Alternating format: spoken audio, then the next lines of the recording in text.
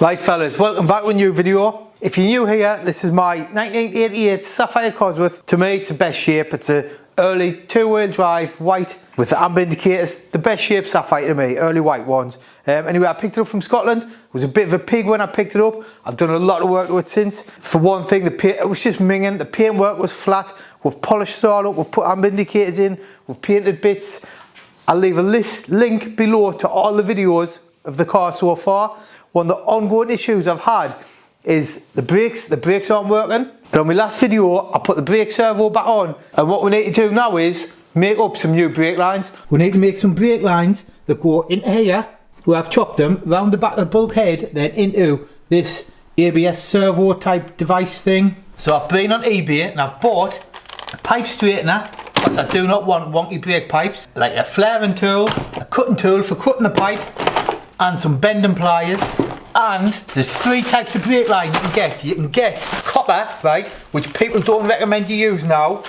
You can get steel, which obviously can rust, and that's what was on the car to start with. So I don't want to go with steel. Apparently it's hard to like bend and flare and stuff. What everyone's using now is this stuff. Okay, now it's called conifer or cupro. It's a mix of copper and nickel. It doesn't rust. It's not as soft as copper.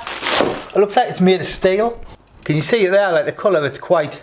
I would say it's a mix between copper and steel. But apparently this is like the new latest and greatest, what everyone's using. I've ordered 25 foot, which should be plenty. I've never ever made brake lines before, but we're going to have a go. But one thing I've been dying to try is this brake line straightener. This was like 70 quid, you know, but I just couldn't be dealing with wonky brake pipes. A lot of people were saying like just put it in a bit of wood and like roll it between that, or you can get it good by hand. But I just want them absolutely perfect. Alright, let's have a go at this thing. So that goes into there. Oh.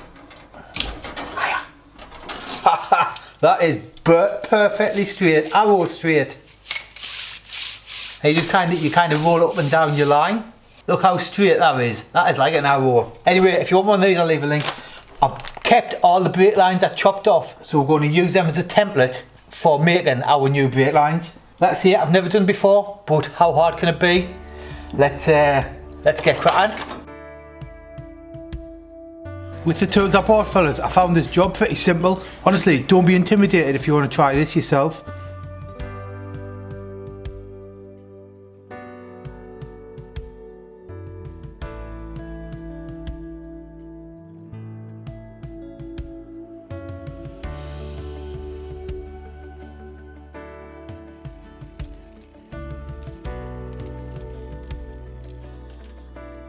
One time my new brake lines I made were fitted, I got a new bottle of brake fluid and topped up the reservoir.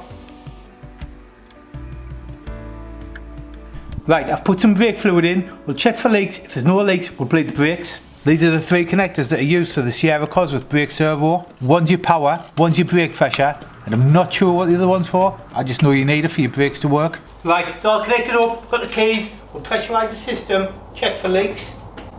Fingers crossed. The motor's buzzing and the fluid's going down, look.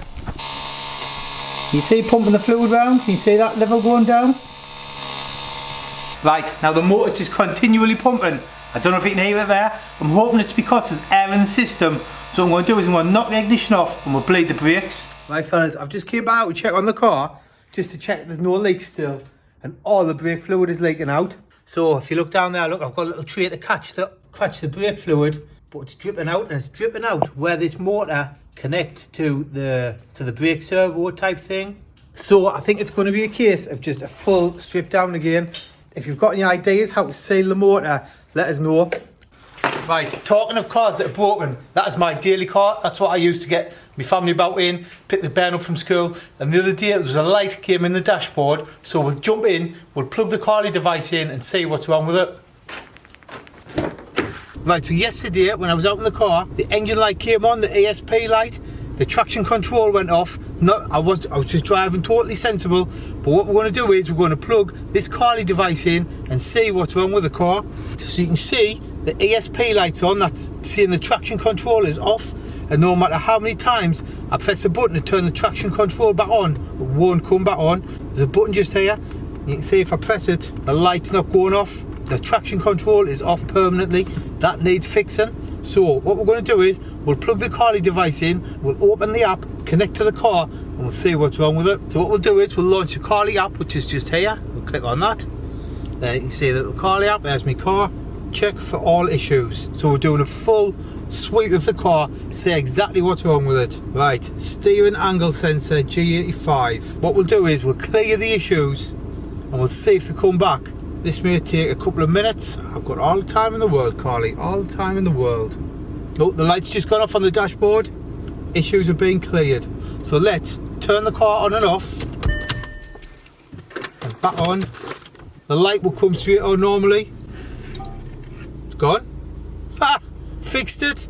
Right, it's cleared the code. So what we'll do is I'll leave it for now. And if it comes up again, I'll have to look into it more, but for now, Carly has cleared the code, so I've got no lights on my dashboard. A huge thanks to Carly for sponsoring this video.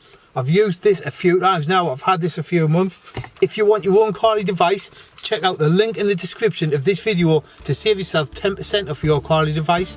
Let's get back to the Cosworths. Right, so yet again, we're stripping the dashboard down to get the 4 bolts on the bulkhead to remove the brake servo.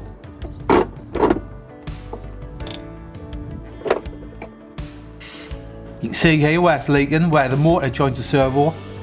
This was the seal that was leaking, so I went on eBay. You can't get exactly the same seal, so I bought one that's the same diameters, but it's just about half a milli thicker, which hopefully will just give it enough to squash into and seal. So we're going to build this back up and we're going to test it before we put it on the car.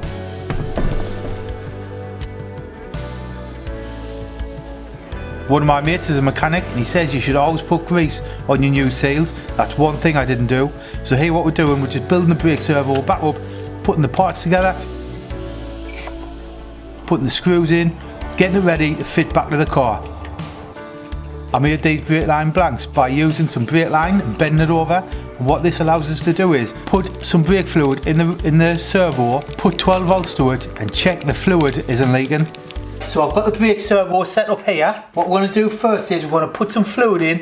If it doesn't leak, then we'll put 12 volts to it, run the pump, make sure it doesn't leak. If it doesn't leak, we'll put it back on the car. Fingers crossed, we'll be fixed. Right, so here we go. First bit of brake fluid. This is where it was leaking last time, down here. So we'll put some fluid in. We'll watch down here. We do not want to see a puddle. This is not a good sign, fellas. We're going to have to strip it all back down yet again.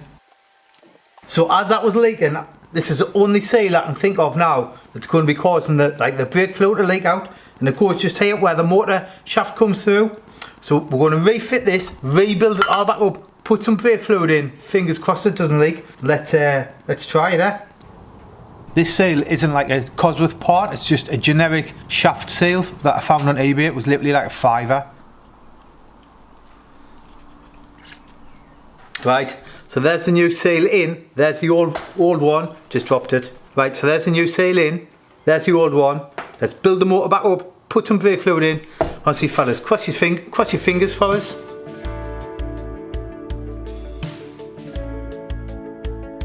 Let's put some brake fluid in, and if it doesn't leak, we'll put some power to it, and hopefully this time, if it doesn't leak, we'll put it on the car. Listen fellas, cross your fingers for us. We'll put some fluid in. Watch here for brake fluid dripping on the floor.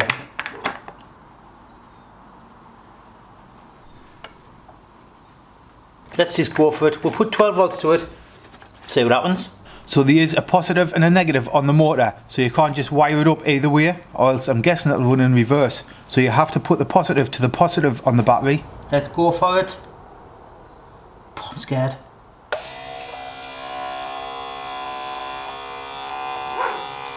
Sounds alright. I am going to put just a smidgen more brake fluid in, just to make sure it's pumping it round. It's absolutely horrible stuff this. Takes paint off cards if you leave it on like paintwork too long, so I don't like using it. Let's give it another go. We'll put the lid on. I think we could be in for an absolute success. I'm going to try putting it on the car, wiring it up, but not fitting it, and hopefully it'll prime, then the motor should cut off when I turn the key. That's the next thing we're going to do. So let's get over to the car. We'll rest it there. Now we've got 3 cables. This is the power for the motor. So we'll put 12 volts to it.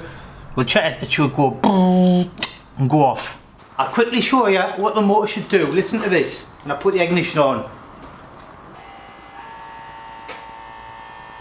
You hear it? I don't know how long it's going to run for. Get me out of the way, man. That's about 30 seconds there. Still going. There. Right. That was about 45 seconds. Let's try it on the Sapphire. See how long this takes. It's running. We'll time it. See, we haven't got the brake lines on at the minute. I've just kind of nipped the ends off so the fluid can't leak out. So I don't know if it needs all the brake lines on for some reason. I don't know if there's like a pressure switch over the other side. This is coming up to 30 seconds. That's over a minute. Right, I'm going to knock it off. To refit it, we'll wipe it all in, put all the brake lines on, bleed all the brakes, see if it works. That's all we can do. That's all we can do. Right, now I've had this in and out more times than Ron Jeremy. So, there's about 4 bolts put in here and a little C-clip. The hardest part of this job is the brake lines. So this literally shouldn't take long to do. All the stuff I've left in the footwell ready to go straight back on. Now if you're watching this video thinking the interior of this car looks a bit tatty, if you check out my last video I've since refurbished the interior. Right, now let's put the brake lines back on under the bonnet.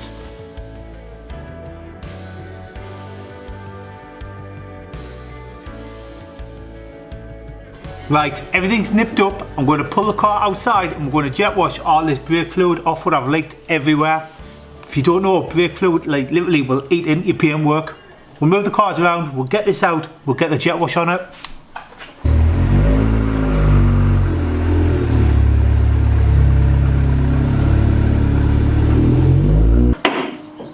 I am going to start this and drive it, but I'm going to use the handbrake. I'm not going to touch the brake pedal at all.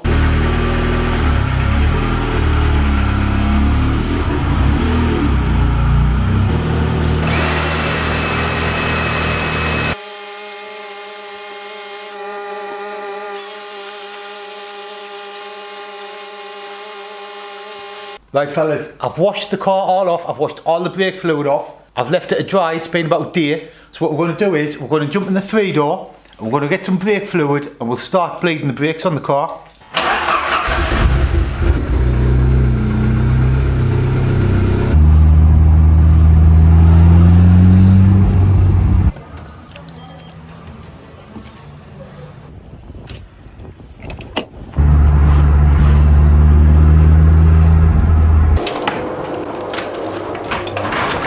Right, I've got 2 things of brake fluid. Let's jack the car up and get cracking.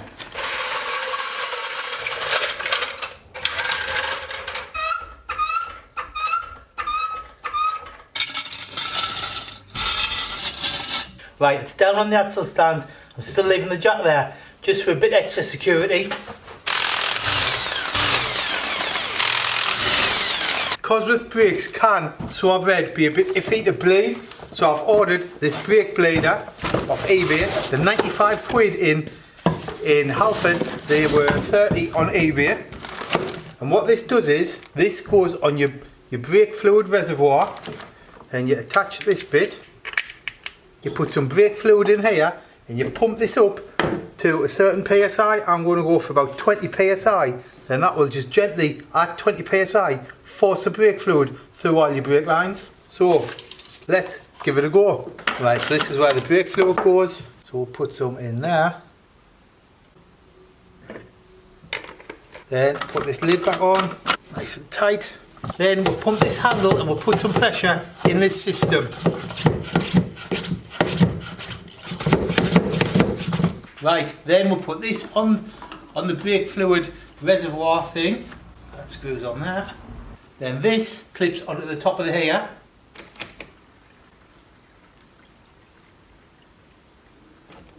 that has just started lifting that brake fluid level straight away. Right, now obviously it shouldn't be lifting the level straight away, so I'm guessing there's some kind of airlock in it. So what I'm going to do is I'm going to put this on the caliper, I'm going to open the nipple so all the pressure will hopefully just flow out into this bottle. Put that onto there. Tell you what I'll do first, I'll put the spanner over, then I'll put that onto there, like that.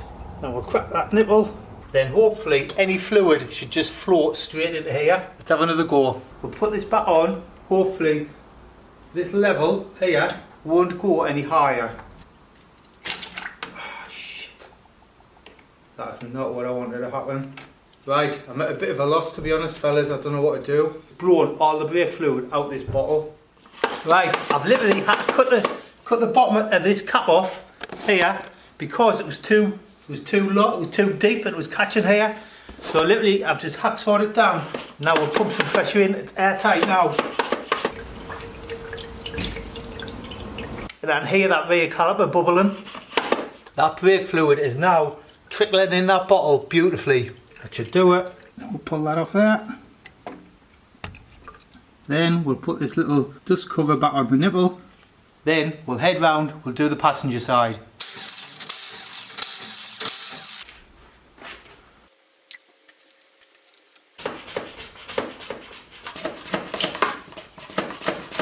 I can hear the bottle filling up now on the other side.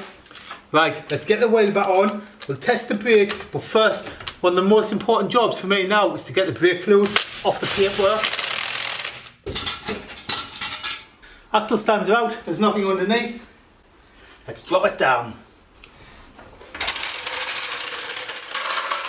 I'll take this brake leader off, I'll wash my hands, then we'll move the tyres down and we'll check the brakes.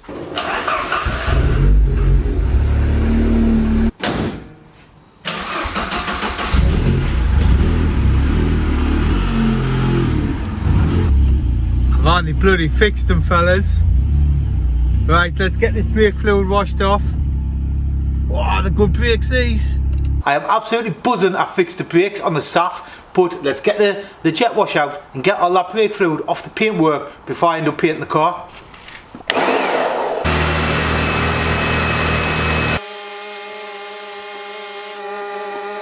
Right fellas, one thing I've been dying to do is get these side skirts on the car. Now my good mate Liam has painted them and they look absolutely spot on. And also you can't get the clips to fasten them to the car. Well, you can't get them from Ford.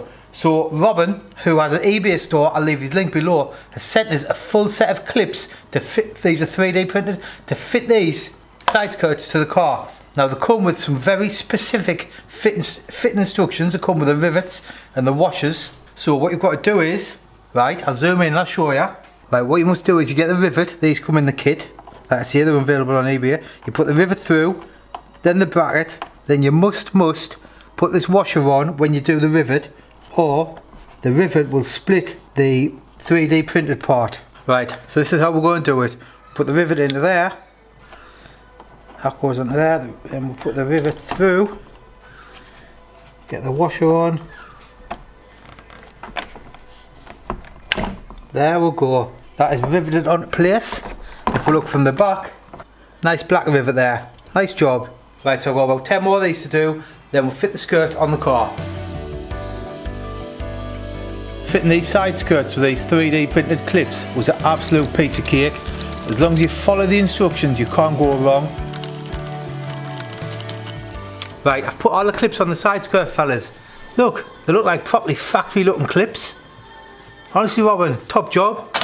Right, fellas, now, first thing to do, there's two bits to a side skirt. There's this long bit, and there's a short bit for the front. Now, unfortunately, these side skirts have got more ripples and lumps and bumps than me in a tight t-shirt. So, I will keep an eye out for some side skirts. I don't know if it's just like part of the side skirt thing for Sapphires, but I don't think they're going to look 100%. We've got them, we'll fit them, and I'm sure it's going to look a lot better. That goes under there. We'll push them 3D clips on the sills.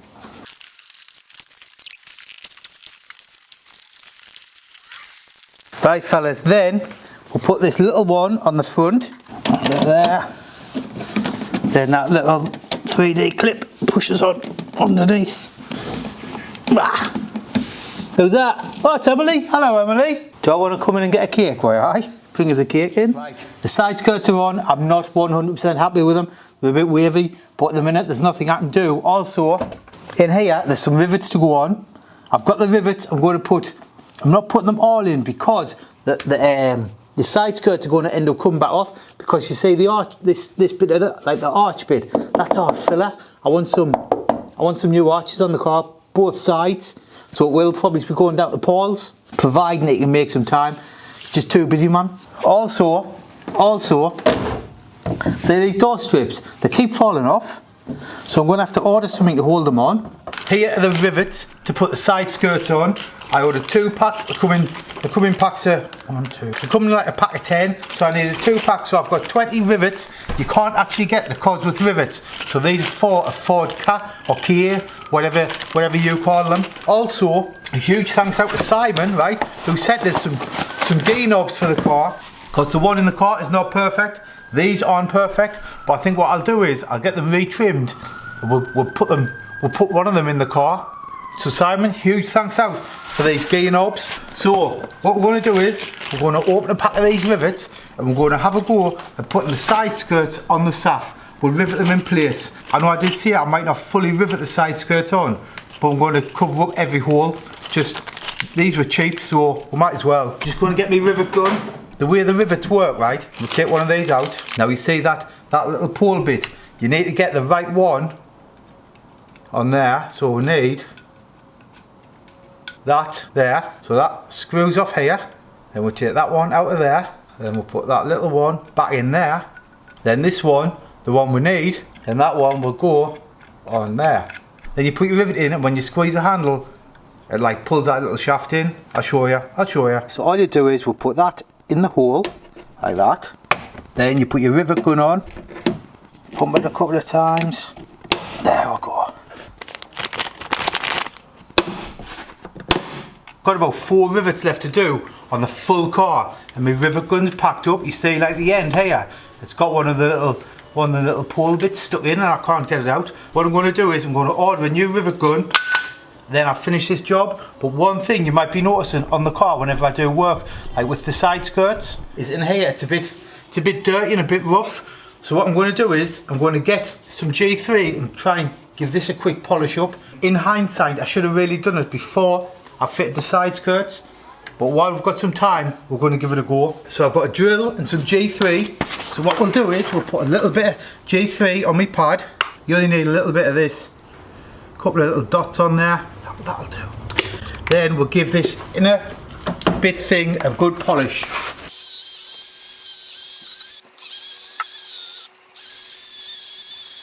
This did make quite a difference by using the G3 to polish it up, but I might have a go painting it myself in the future.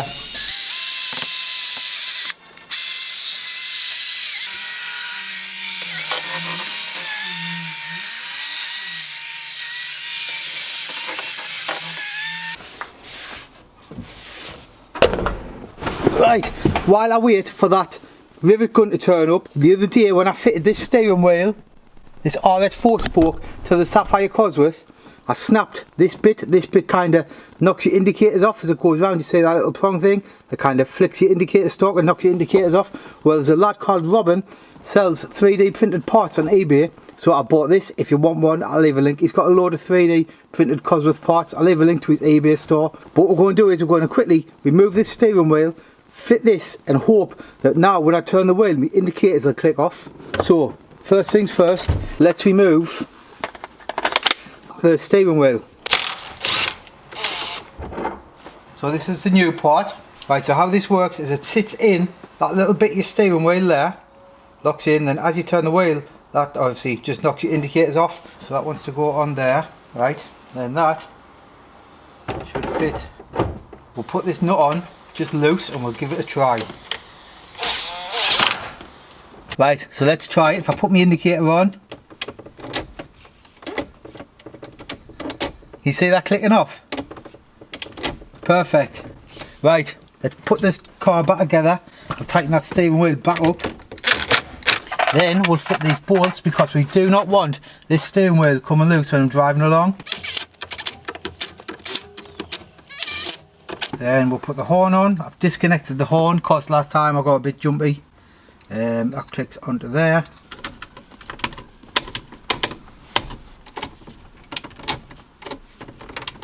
I'm sure you'll agree this car is starting to look a lot better with those side skirts on. If you want any of the parts I've used, like the rivets, what I've used to put the side skirts on, I'll leave a link below to them, and I'll leave a link to Robin, who does the 3D printed parts. I'll leave a link to his eBay shop and his Instagram if you want to get in contact with Robin. But yet again, thanks for watching. I hope you enjoyed the video. If you did, give it a thumbs up and subscribe, and I'll catch you on the next one. Cheers.